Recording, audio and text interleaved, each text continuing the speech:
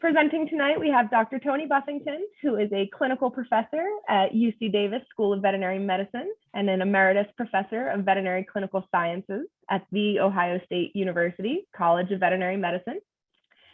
He received a bachelor's, master's, and doctorate in nutrition, and his doctorate of veterinary medicine degree from UC Davis, was a board certified in veterinary nutrition. Dr. Buffington's research documented the effects of stress and the role of effective environmental enrichment on health and welfare, both in domestic cats and in human beings with interstitial cystitis and fibromyalgia.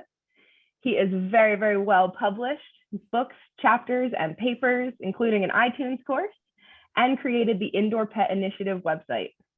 He is coming to us tonight from Northern California, where he lives with his wife, and he describes himself as an effective environmental enrichment evangelist. Dr. Buffington, we are so excited to have you with us today. So I'm going to pass it on over to you, and we'll go ahead and get started. Okay, Stacy, thank you very much. And thanks for that lovely introduction. I can tell how old I am by how long the introduction goes. And now all of you know that I'm an old veterinarian. Anyway, I'd like to thank Fear Free and Virox for the opportunity to talk about one of my favorite subjects, and that's, excuse me, stress and environmental enrichment in cats. So this is the goal, okay, if you like Renoir paintings. And the important thing about this slide is down here, you can see my email address. So if you have a question or you need you want another reference that isn't in the notes, you know how to contact me. Oops, well, let's go back one. There we go. Okay, so here's the plan this evening. I'm going to spend a few minutes just reminding everybody who cats are and kind of give a little bit of my perspective on them. And then give a little bit of background physiology on fear, anxiety, and stress, so we're all on the same page and we know what we're talking about.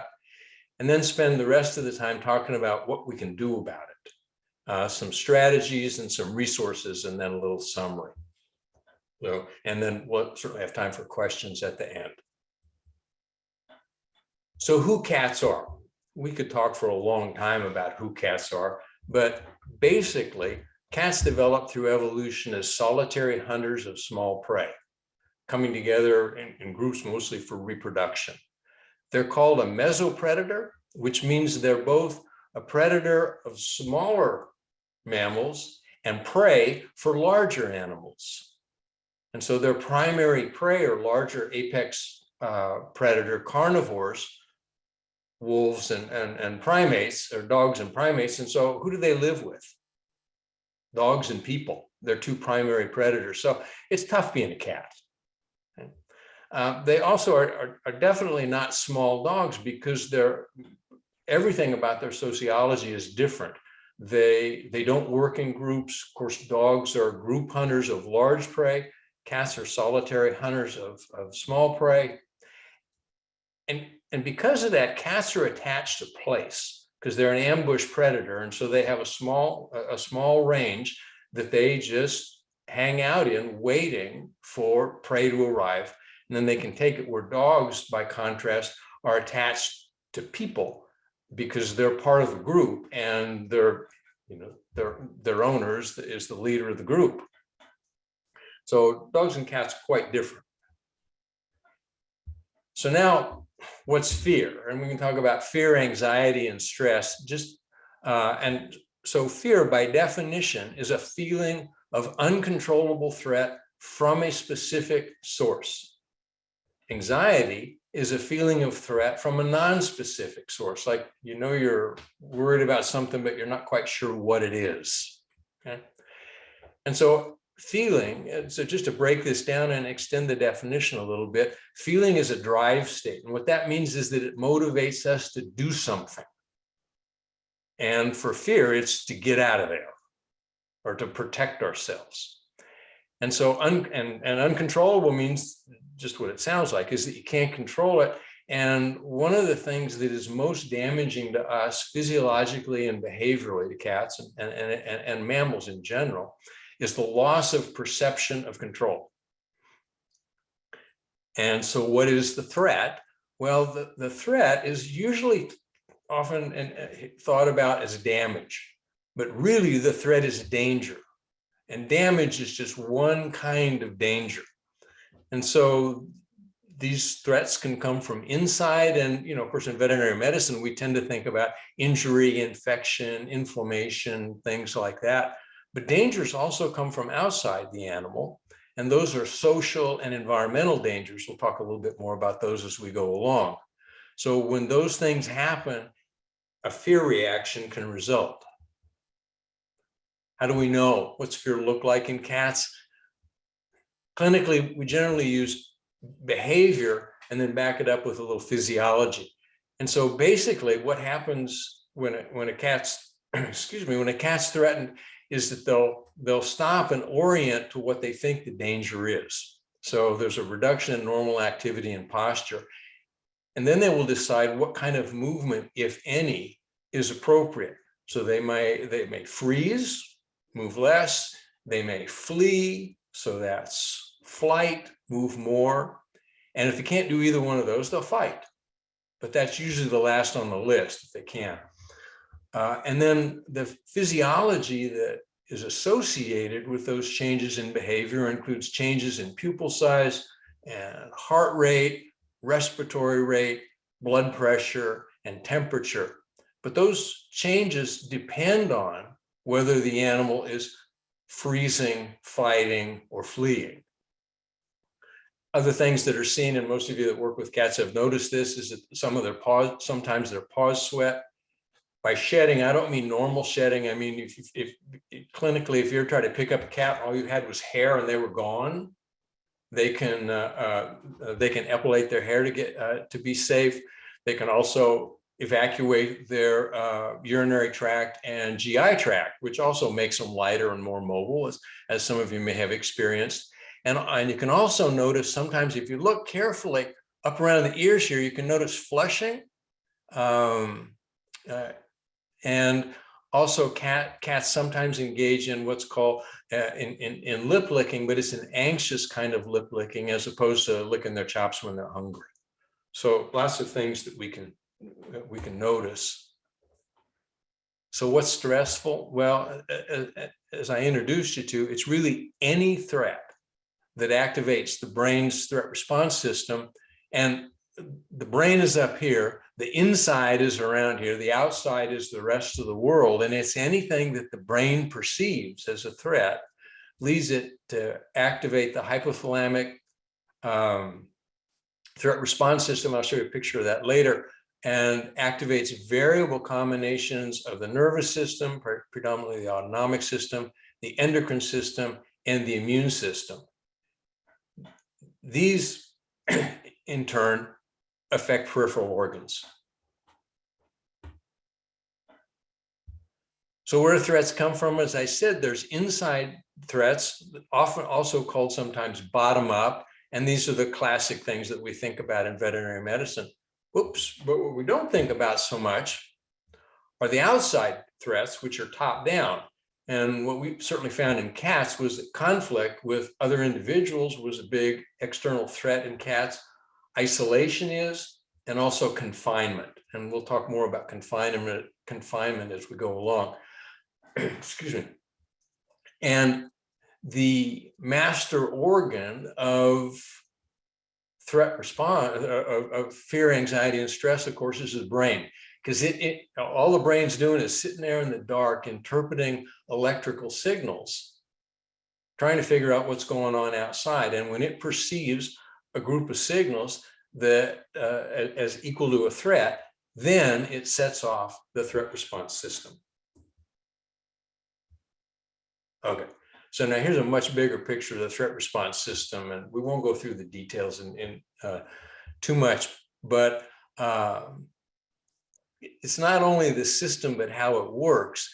And as the slide says here, I'll show you another one on that. Early experience can sensitize the normal threat response system.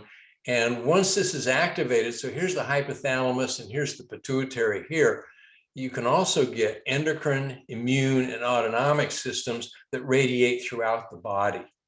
So in physiology, we often think about these individual systems, but it's really the integrated response of the entire animal in its environment that determines the outcome of an event. Ah, there's the one I missed. Thank you. I'm sorry, I have to back up. So to talk about the endocrine response a little bit, here's the brain. And of course, if you have a threat come in from inside or outside, here's the hypothalamus. It can release a compound called corticotropin releasing hormone or factor, which does a bunch of things. But in this picture, it goes to the pituitary gland and releases ACTH, or adrenocorticotropic hormone, goes to the adrenal gland, causes release of cortisol, which does a lot of things, influences the immune system for one thing. And this cortisol feeds back to shut this loop off. So this is a negative feedback loop. Now, interestingly, in utero, kittens are protected from this loop by the placenta because the placenta blocks transport of threat hormones across, particularly cortisol. But it turns out that if mom is stressed enough so that cortisol goes up high enough in the context of also norepinephrine, the sympathetic nervous system hormones going high enough, it will allow transport across the placenta into the fetus and affect the fetal system, because this system wakes up in the fetus at about the start of the last trimester of pregnancy, at least in cats. And if cortisol crosses the placenta and gets into the fetal hypothalamus and pituitary, it will shut off this signal. And you notice ACTH, adrenocorticotropic hormone, means the hormone that is trophic, causes to grow the adrenal cortex.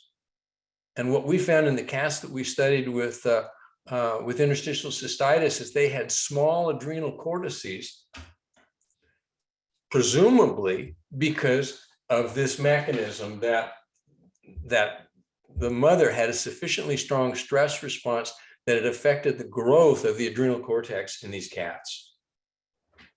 So these are very complex systems, as you see here. And it's not just the endocrine system, it's variable combinations of the immune and autonomic system that interact in very different and individual ways in different animals. And so the final common pathway can affect the bladder, which is what we studied, or the skin, or the lungs, or the gut, or the behavior, the mental processes of the individual. And it's hard to predict what's going to happen in any individual case. So with that background, we need to think about what can we do?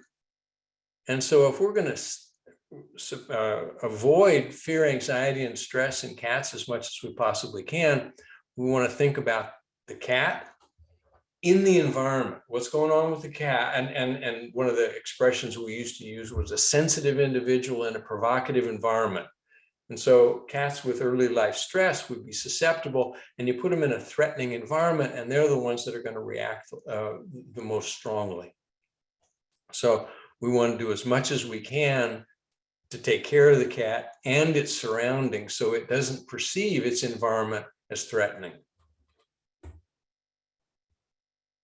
And so to do that, what I think cats need to be fear-free is first some understanding. And I've given you a little bit of basics about that. And there are certainly more extensive references in the notes if you want to read more about this, because it's really a fascinating evolutionary history. But then we want to think about safety in their base camp, when we transport them, and then when they get where they're going in whatever cage they're in. And behaviorally, you don't need a whole lot of evidence. You can look at some of these pictures that I'm going to show over time and get a pretty good idea of, sorry, that's my watch. And get a pretty good idea of, is this cat happy and relaxed, or maybe it's a little tense? So keep an eye on that. Oh, and so the other thing I wanted to mention was by base camp, what I mean is the cat's carrier. And when I was in Ohio, cat carriers were, excuse me, kept in the basement, and out here in California, they're usually kept in the garage. They need to be kept in the house in the cat's favorite place so that it becomes the cat's favorite place, because cats are attached to place. So when you have to go somewhere, put the cat in the carrier, close it up carefully, and take the cats home with it, wherever it's going to go. So it's got its own smells and textures and all those kinds of things that it's familiar with when you take it anywhere. So that's at base camp. Transport is in the carrier, covered. And this is a carrier that we had made when I was at Ohio State. But so a large bag container like that works well. A towel works well. The thing that people tend to miss, though, is how you carry it. And some of you have seen, I'm sure some of you have seen this in clinics, and I see this in students. When we train students, we'll go into the cat facility and have them get cats out of the cage and bring them into the handling laboratory. And so they will bring the cat in the cage, you know, and their arms extended, and they're kind of swinging the cage like it's a piece of luggage. That's a client's best friend, and it deserves to be treated that way. So they can be, they should be held like this, up high and secured, so they're not moving too much. You can carry one under your arm if you're strong enough and big enough to do that, but you want to hold it up high. So especially if you're in a place where there's other animals, that they're not going to be attracted to it, and minimize the movement, because you can just imagine how frightening it would be to be in that cage and have it being swung around like luggage. Okay, so now we get them in a cage. And this is a picture of a cat fighting with its reflection in these old stainless steel cages that we have had at Ohio State. And I'm very happy to say that they don't have these cages for client-owned cats anymore. And I should get some pictures of the new ones, because they're much nicer. But anyway, you lock any animal in a cage, and they're now a prisoner, they're captive, meaning that they are completely dependent upon whoever put them in there for literally everything: food, water, elimination, safety. And so pretty easy to understand how being locked up is scary. And certainly that affects these cats.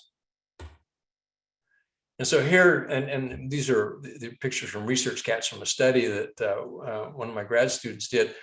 And so these are not my recommendation for enriched cages. We'll come to that. But you can see this cat is back as far as they can get. And notice that the cat, his eyes are closed like it's just resting there. Well, actually, it's not resting. It's hoping you'll go away and won't see it.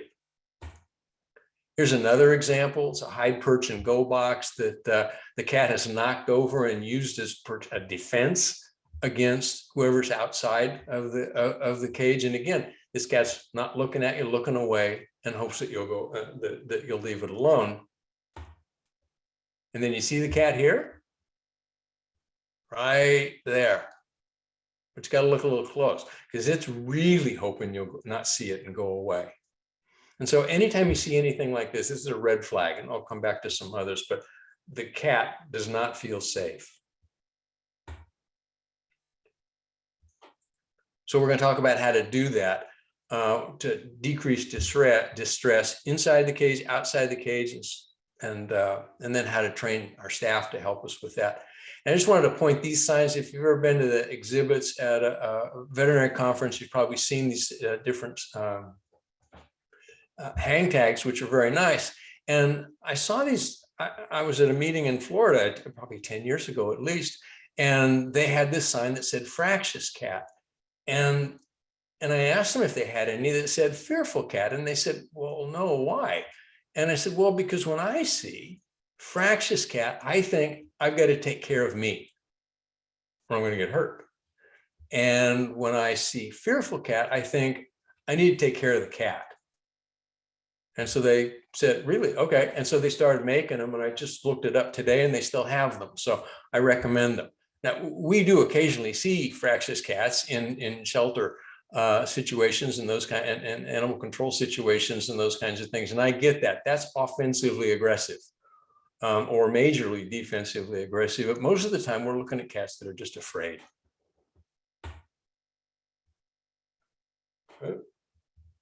There we go. So this is the basics of setting up inside the cage, and everybody's cages are different, and I recognize that. And so I'm just trying to talk about the general principles.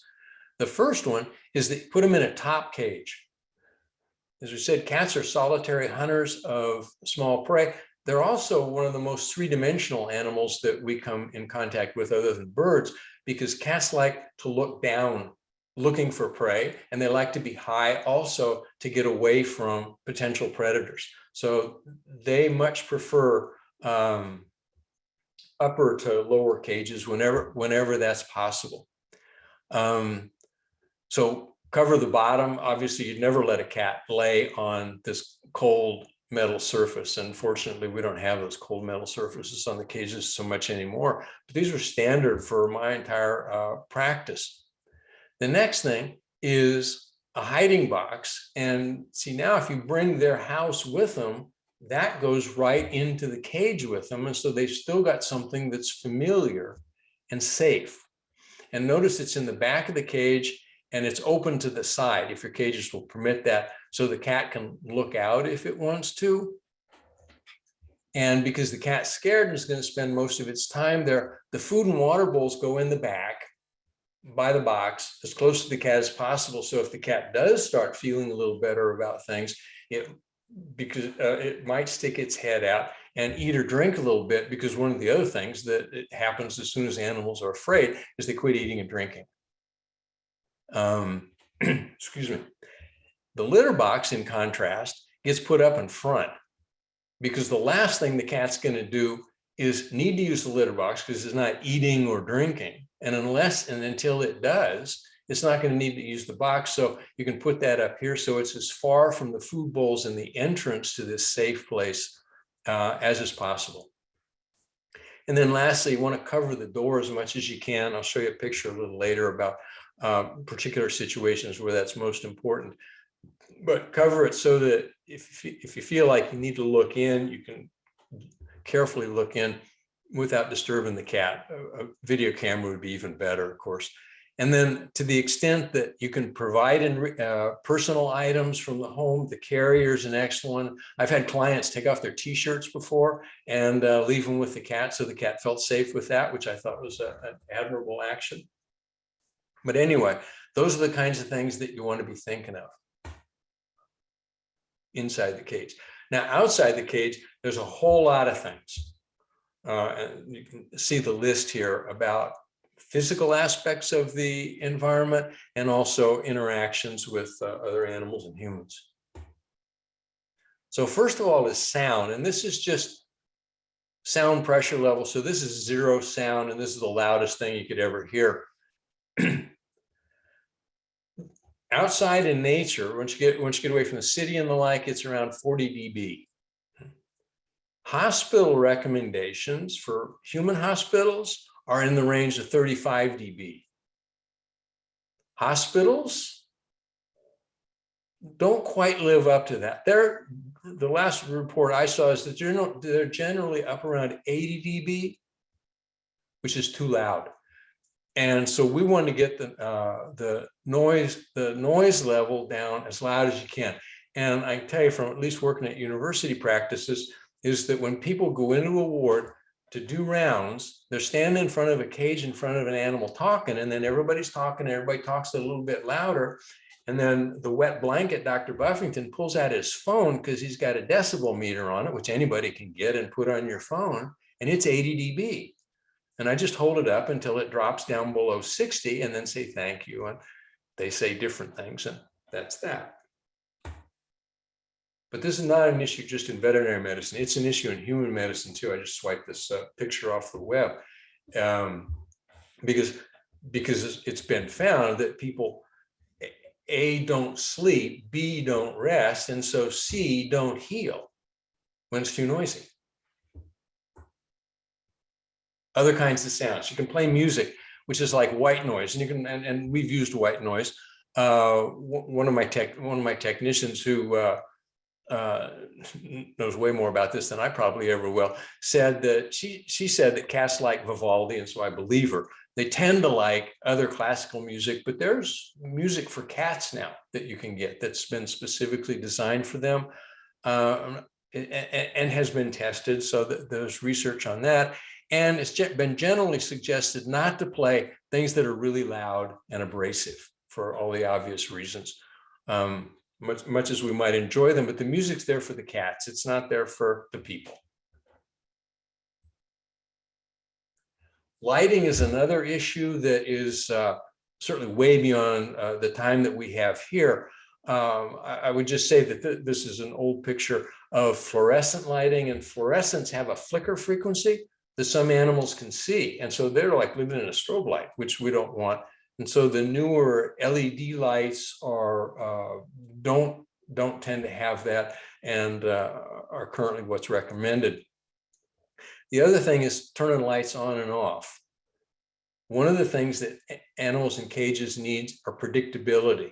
So the lights should be in a timer. They should come on in the morning and go off in the evening. And some people use different time scales but if it can be coordinated with natural light, that works about as well as anything for animals. Now, what about smells that are outside the cage that the cat can't get away from? Well, obviously there's other animals, and the other thing we had at Ohio State at one point was we had dogs in the lower cages and cats in the upper cages. And like they say, when you know better, you do better. So we learned that lesson. There's also perfumes. Those of you that enjoy perfumes and have cats may know which perfumes your cats like and don't like. Some of my friends that enjoy perfume have observed that their cats leave when they wear some and not others. Cigarette smoke, excuse me. If caretakers or kennel staff go outside and have a cigarette, if you haven't seen this, you should watch it sometime, and walk back in and start taking care of the animals, the cats will immediately go to the back of the cage. So they know just as well as we do that's not good for you. There's also a lot of citrus degreasers, and citrus very popular with people, of course, because we like the scent. Cats tend not to. In fact, at one time there was a citrus litter that didn't last very long in the marketplace for what I think were obvious reasons. But anyway, I mean, and there's some cats that like it and some cats that don't care, because they're just as different as all of us. And so the thing is, you can watch their behavior and physiology to get an idea of whether they care about it. But certainly scented cleaners aren't a terribly good idea for cats. And then, of course, bleach you don't want. And I sort of like this cartoon because bleach will cause animals to go nose blind, which means it desensitizes their nose, and they can't smell anything. And humans are the outlier species in that we primarily use sound and vision. The vast majority of the animal kingdom runs on scent. So we don't speak that language. And so we are blind to that. What about temperature? So sorry about the alphabet soup here. So American Association of Lab Animal Scientists recommend that temperature of like 68 degrees maintained for cats. That the thermal neutral zone recommended by the National Research Council, by contrast, is 29 to 35. So that's in this area. And what that means is when the cat doesn't have to burn energy to stay warm. Right? So 68 is where it's good for people because they've got their clothes on. Cats, 85 is good for cats because they don't have any clothes on and they're stuck in a cage.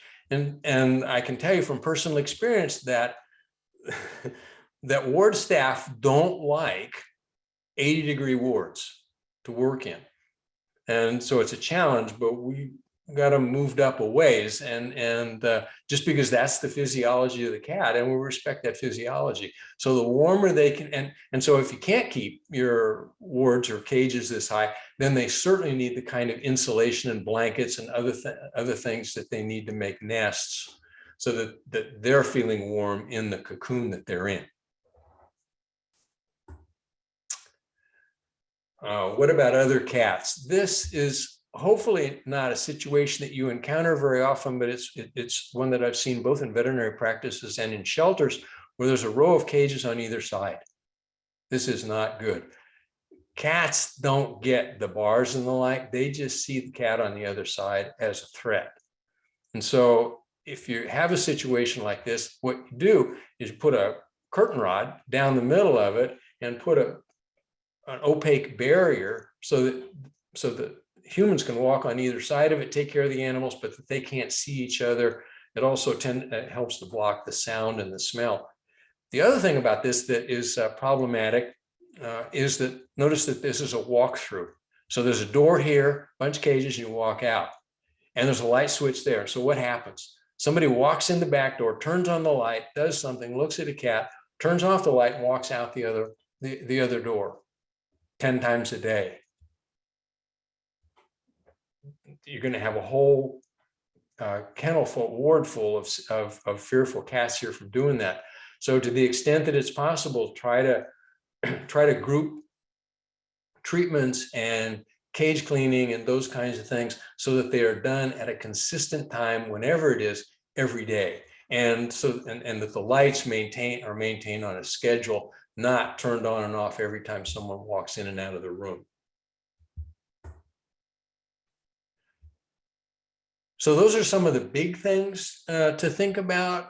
As far as training, we want to make sure that that we and our staff are as consistent as possible in our daily routine. To the extent possible, have the same caretaker take care of the cats every day, because then the cat gets to know them and becomes less afraid of them.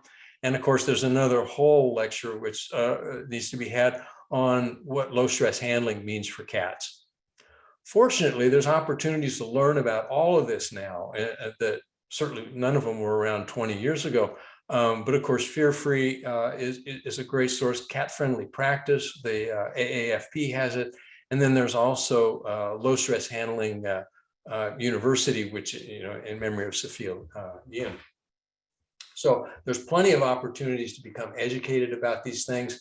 What you learn sort of depends on the situation that you're in. But if you don't know, these are all learnable skills. And if you're interested and don't know about it, I suggest that you learn about it. If you're not interested in it, if you don't like cats, that's perfectly fine. I understand that some people don't like different species of animals, but if you're uncomfortable with them, they're going to be uncomfortable with you. And that's been shown across species. So to the extent that you can find someone who does like working with cats to work with them, and you go work on who you like to work on, everybody's going to appreciate that, both the animals and the people involved. So what about daily routine? Oops, there we go. I talked a little bit about a consistent person and a schedule already. The other thing when you've got a cat in the cage is you want the cage to smell like the cat so that they feel safe there. So spot cleaning rather than aggressive cleaning every day. We studied that, and it's been shown that the cages are just as bacteriologically sterile with spot cleaning as they are with daily cage cleaning. And so when a cat's in the cage and is there for some time, only taking out what needs to be taken out. The other thing that I learned from one of my technicians, one of the technicians who ended up with a PhD in animal behavior, was if the cat makes a mess of the cage, when you put things back, put them back where the cat put them. And then they'll stay there because that's where the cat wants them, because it feels safer under that set of circumstances. And I had been cleaning cages for 20 years and never noticed that. I mean, I took everything out, put everything back, went on to the next one, completely, happy-go-lucky, mindlessly. And once I started doing this, the cages stayed a lot cleaner, and I think the cats probably felt a lot better. Caretakers need to know how to interact with the cat And so speaking in a, excuse me, speaking in a quiet voice, not staring at the cat. Hopefully most of you know what slow blink is, but it's just closing your eyes gently and opening them again, looking in the direction of, but not directly at the cat. And then hopefully the cat's in an upper cage. You can get down at the level of the cat or slightly below that, look at the cat, do your slow blink. And when the cat comes over to the cage door and shows interest in you, then you can start to interact with it a little bit and make it feel more comfortable around you. And just as an example of this, I don't know where I got this picture off the internet someplace, but I just love it because here are these people just so happy, looking so lovingly at the cat. And this cat is looking like, who are you? So again, watch the cat. As I mentioned, low stress handling is a whole thing that is in the AHA Canine and Feline Behavior Guidelines. These are freely available on the web, and if you don't have a copy of this or or other recommendations that I'll share with you, please get them and review them. Okay, so we talked about doing minimal cleaning within cats. We want to do really good cleaning between cats, and so using a modern disinfectant like activated hydrogen peroxide or rescue from Virox. And I'm happy to mention that because this is the picture here is of the ASPCA showing how you can get a video. There's a video tutorial, a companion sheet for cleaning cat kennels. They recommend activated hydrogen peroxide. The UC Davis Shelter Medicine Program recommends activated hydrogen peroxide, and Fear Free recommends it. And I can't think of three better recommendations for any cat-related product that I'm aware of. And so, what you need to do, but whatever you use, what you need to do is remove all the debris. You want to get rid of odors, and so something that will, if odors are oily, so it needs something that'll break up oils. There's been some question about oily pheromones in cats, and I don't know, but there certainly are oily pheromones in other carnivorous species, so it may just not have been looked at carefully enough in cats. And you want to leave the cat, leave the cage clean and scent-free and smell-free for the next cat who's going to be there. So gentle spot cleaning while the cat's there, thorough and effective cleaning when the cat between cats. So what about red flags? What could possibly go wrong in this situation? Well, here's a couple of the common ones. First of all, if you see a cat resting in the litter box, they are either scared or cold or both. So that needs to be fixed, preferably by a hide, perch, and go box or a carrier or something like that, and enough warm materials that you don't have to worry about them being cold, depending on what the room temperature, as we discussed. Cage condition, cats, as I showed you in some pictures previously, will tear up the cage so they can hide under the things that they can hide under, behind the hide, perch, and go box, under a blanket, whatever they can use to hopefully to get away. Behavior change in the cat. If the cat was doing fine and seemed to be adjusting well, and now is not, has gone back to those behaviors, there may be something in the external environment that is that has triggered that behavior change. And then, of course, there's a whole range of sickness behaviors of fever, vomiting, those kinds of things that can occur in cats in threatening environments. And we spend a lot of time studying that at Ohio State. And interestingly, we would see sickness behaviors in the cats anytime a new group of dogs were brought into a dog kennel that was in the same vivarium, but 100 feet away. But the noise and the smell of those dogs, I mean, I could hear them and smell them. So I can't imagine what they were like for the cat. And so observing any of those kinds of things should initiate a search to figure out what caused it and then fix it. Does this make a difference? This is one slide of somebody's PhD. Somebody is Dr. Judy Stella, who came to me, my lab, in the mid-2000s as an unregistered veterinary technician and left 6 or 8 years later with a PhD in animal behavior. She is one of the most extraordinary observers of animals I've ever met.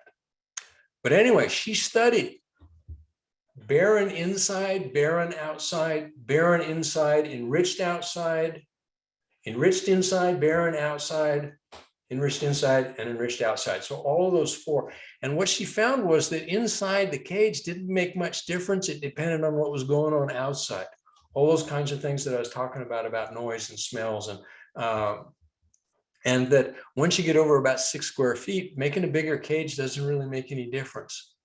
But when you fix the outside of the cage in the ways that we discussed, you find that cats much more quickly, nobody eats in the first day, nobody eats, drinks, pees, or poops in the first day or so, nobody in quotes. But after 24 hours in enriched external environments, regardless of the internal environment, cats were more likely to eat, to eliminate, which is what happens when you eat, to have more positive behaviors approaching the front of the cage, trying to get the attention of the caregiver, and less hiding. So all this makes a difference. And so you see green flags, and that's maintenance behavior. The cat's laying on its side and licking its paws, or it's coming up to the front of the cage to say, "Hi, how you doing? Got food? Want to pet me?" Whatever. So you get a good idea. Again, it's just the observations. You get a good idea of what's going on. So resources, just in the last couple of minutes that we got here, obviously fear-free pets and happy home are great resources. The American Association of Feline Practitioners has both cat-friendly practice and cat-friendly homes, where they've done a lot of work specifically on cats. The Catalyst Council, of course, that is, excuse me, that's been a great force for good in cats. And also there are AAFP and International Society of Feline Medicine, feline-friendly nursing care guidelines and handling guidelines, all available for free on the web. So just to summarize, it's been it is my opinion based on my experience that confined cats can thrive in indoor environments in confinement. Their needs vary, of course, depending on the situation, and providing choice so the cat can tell you what it's like, what it likes, food, litter, those kinds of things, rather than just imposing something on it. And then the best guide, the quickest and best guide to how well the cat's doing is to watch its behavior. And as I mentioned previously, it has been shown across species, when animals and people interact, when they're both happy with each other, they both do better socially and physiologically. So thank you very much for your time, and I'm happy to try to answer any questions. Thank you, Dr. Buffington. That was such a great presentation. We do have quite a few questions from the audience. Okay. So the first one here, when you were speaking about that early fear experience and the brain, is that exclusive to felines? Oh my goodness, no. It is exclusive to every mammal, at least, as far as I'm aware. And so if you want, but if you want to know more about it, in humans, it's called adverse childhood experience, ACEs, ACES. And the CDC is a big website on ACEs, but if you just do an internet search for ACEs and internet, you'll find out all about it in humans. It's been extensively studied and documented in every species, in every mammalian species that I'm aware of that's been looked at. All right. That's a good Next question here. With so many cats born outside who have early life stress, are there things we can do to help kittens in foster care set up to be healthier adults? We seem to have a lot of kittens that have severe stomatitis by around 7 months and we're assuming that's a consequence of that early stress. Yeah, I think it is. And I mean, I think that's a legitimate hypothesis, a good guess. And what has been shown again across species, and I can provide references if people want them, excuse me, is that the most effective way of addressing adverse early life experience is positive subsequent experience. It doesn't erase the original experience. What it does is help the individual cope with it.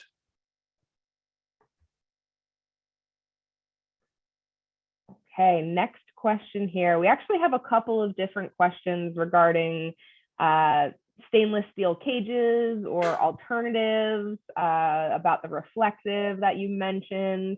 Do you have a recommendation besides stainless steel cages?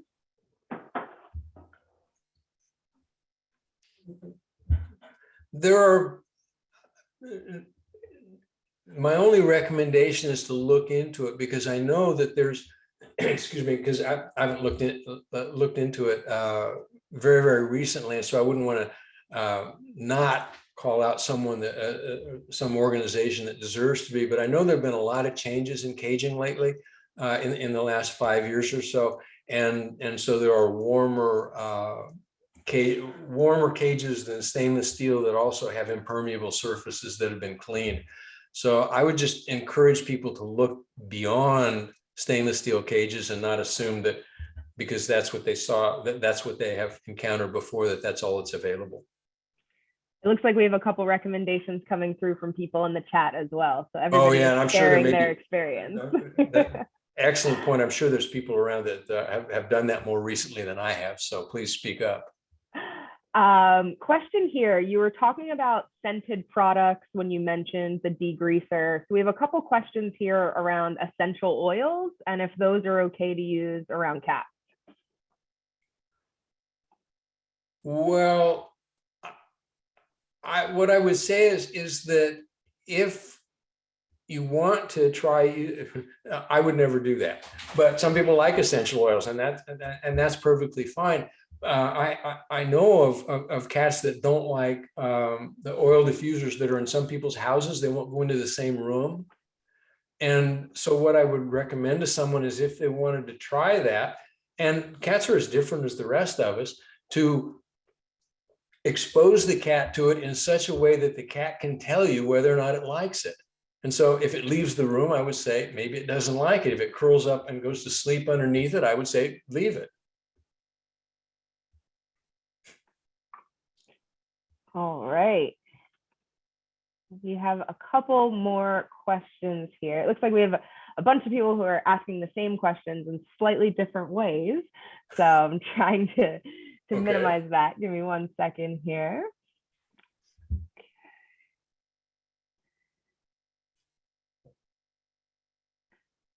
All right. Can cats smell the rescue products or the other products that you had mentioned, the accelerated hydrogen? Rescue is accelerated hydrogen peroxide. And in my experience, they can't. I'm not aware that anyone those are tricky those could be tricky experiments to do, but I can't smell it. And I have used the wipes in the presence of cats and have not observed any reaction in them. Again, others may know more about that than I have. I don't have a lot of experience with it, but I haven't seen any cat behaviors associated with it that concern me. All right. A question here from the shelter environment. Would it be a good idea for clients to bring in a cat carrier so that their new pet who they might be going home with could be introduced to it as soon as possible? Or do you think that might just stress out a cat more? Well, it would depend on what the shelter has. If the shelter uses hide, perch, and go boxes, and they're going to send the cat home in one of those, then I would do that. All right. But because that's like whatever the cat's home is what you want to move them in. and then let them radiate out of that into the new environments. That makes sense? That absolutely does make sense. Okay. I mean, sometimes you can't always do that, but that would be the optimum. Another question here about carriers. Do you recommend pet owners clean their carriers between visits to the vet, or should they kind of let them be? That's a really good question. And I would, some of the carriers are going to have to clean because of what the cat did. But I would treat that just like a cage in, excuse me, in a clinic or a shelter, that's that cat's home, and I would not deep clean it. I would spot clean it to the extent that I'd get it as clean as I could with as little disruption of the cat's own scent. So like warm water. All right, perfect.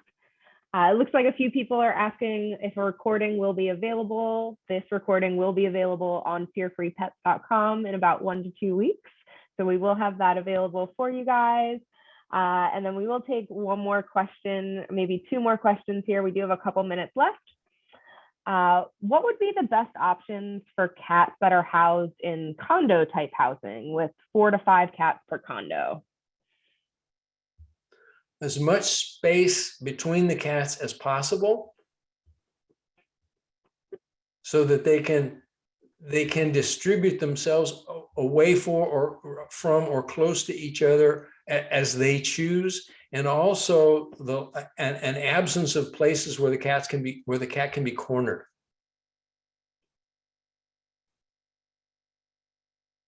And you know, you can do that with ramps.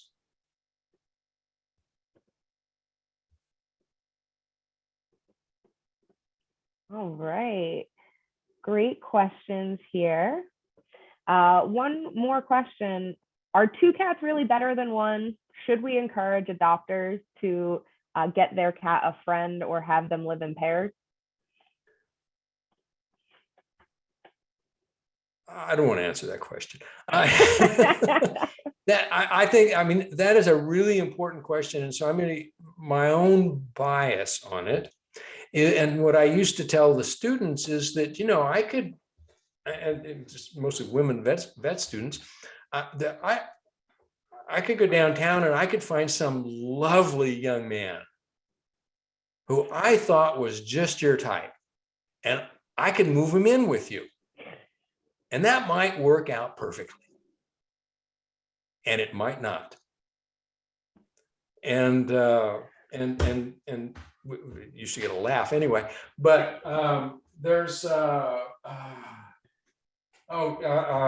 Jackson Galaxy wrote a book on with Michael Delgado on I can't remember the name of it now. I was going to put it out so I'd think of it, but because of this question. But before anyone makes that blanket recommendation, I would definitely read what Jackson Galaxy says about the challenges of introducing 2 cats. Because there's things that can go right, and that there are lots of things that can go wrong. And so I think it's just a really difficult, and I get that people in shelters want to send 2 cats home because they got lots of cats and the alternative's not great. But I'm not sure of the ethics of not being upfront about that with a prospective owner. So if somebody comes in and wants 2 cats and say, I've had cats before, I know how cats are, great, take a bunch. You can handle them. But if someone's never had cats before, I would be much more cautious. So again, it's going to be situation dependent. But I think I don't think it's a trivial decision. It's just my own personal perspective. Looks like one of our attendees wrote in, I think the book name is Total Cat Mojo. Total Cat Mojo. Yeah. Total Cat Mojo. Thank you. Yes, that's it. I can get up and go get it. I got it in my library. But anyway, that's what it is. Thank you. I remember when I was reading it, just being impressed about how honest and pragmatic that chapter was.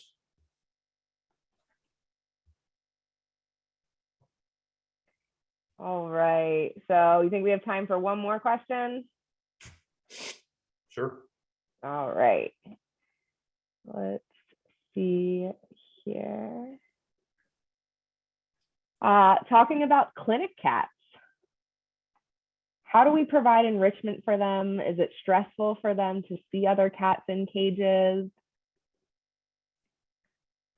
Yeah, that's a pretty good question. And I tend to think that clinic cats can work out really great. In my own personal experience, they tend to be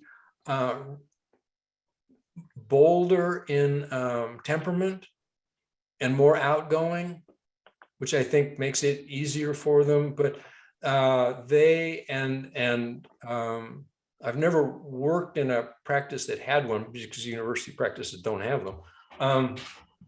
But anyway, so it's a matter of picking the right cat and then making sure that the cat always has an escape route, has its own safe private place where nobody is going to go get it, that it comes out on its own. And also you have a situation in the practice where it's not going to have problems with client-owned animals. All right. So I don't have a lot of experience. That's a really good question, but I don't have a lot of experience with clinic cats. Everyone loves a clinic cat. Oh yeah. I mean, I've had experience with a few that I thought were great. And I've also been in a whole lot of clinics that didn't have one. And I don't know if that's because why that was.